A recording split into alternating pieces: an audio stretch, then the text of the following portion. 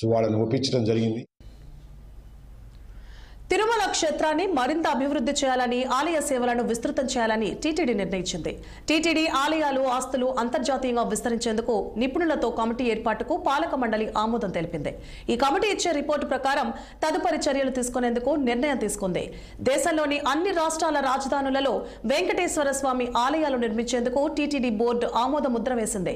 Chairman BR Naidu అధ్యక్షతన TTD పాలక మండలి సమావేశం జరిగింది. పలు నిర్ణయాలకు ఈ సమావేశంలో ఆమోద ముద్ర వేశారు. అనంతరం సమావేశంలో తీసుకున్న నిర్ణయాలను టీటీడీ వెల్లడించింది. ఆర్టిఫిషియల్ ఇంటెలిజెన్స్ ద్వారా గంటలోపు దర్శనంపై అధ్యయనం చేస్తున్నామని బిఆర్ నాయుడు తెలిపారు.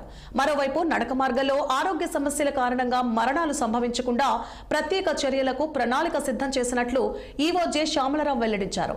తిరుమలలోని హోటల్స్ నాణ్యమైన ఆహారాన్ని అందించేలా నూతన పాలసీ రూపొందిస్తామన్నారు. అన్నప్రసాదం విభాగంలో పోస్టుల భర్తీకి నిర్ణయించామని తెలిపారు. ఇక కంచి కామకోటి విద్యా సంస్థకు 2 కోట్లు మంజూరు చేసినట్లు వివరించారు. ముంబైలో స్వామివారి ఆలయం 10 ఎకరాల్లో నిర్మిస్తున్నామని పేర్కొన్నారు ఈవో జె శ్యామలరావు. బోర్డు సమావేశంలో అనేక విషయాల మీద చర్చించి రిజల్యూషన్స్ తీసుకోవడం జరిగింది. వాటిలో ముఖ్యమైన రిజల్యూషన్స్ ఏవైతే ఉన్నాయో వాటి మీద మీ అందరికీ తెలియజేస్తాను. మొట్టమొదటిది,